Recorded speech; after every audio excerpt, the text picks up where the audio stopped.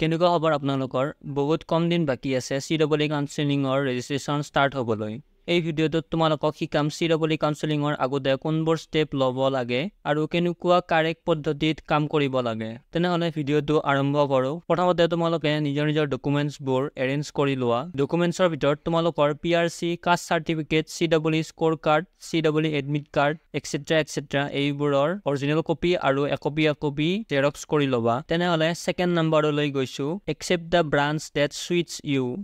মানে তোমাক সুইট কৰা ব্ৰাঞ্চটো তুমি সিলেক্ট কৰিবা কাৰণ তুমি নিজে হেইটো ব্ৰাঞ্চত পঢ়ি 4 বছৰ পঢ়ি ক্লিয়াৰ কৰিব লাগিব আৰু ব্ৰাঞ্চ সিলেক্ট কৰাৰ আগতে তোমালোকে ব্ৰাঞ্চ পৰত ৰিসাৰ্চ কৰি লবা ব্ৰাঞ্চটোৰ কেনেকুৱা প্লেসমেন্ট ব্ৰাঞ্চটোত কি সাবজেক্ট পঢ়িব লাগিব etc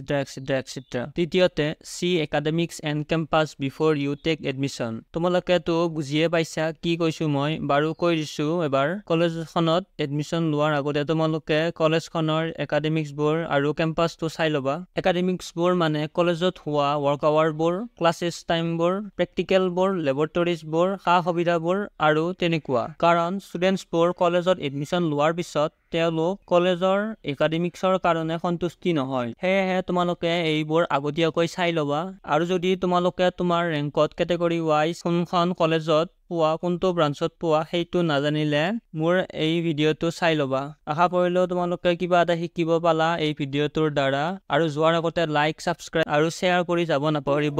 ধন্যবাদ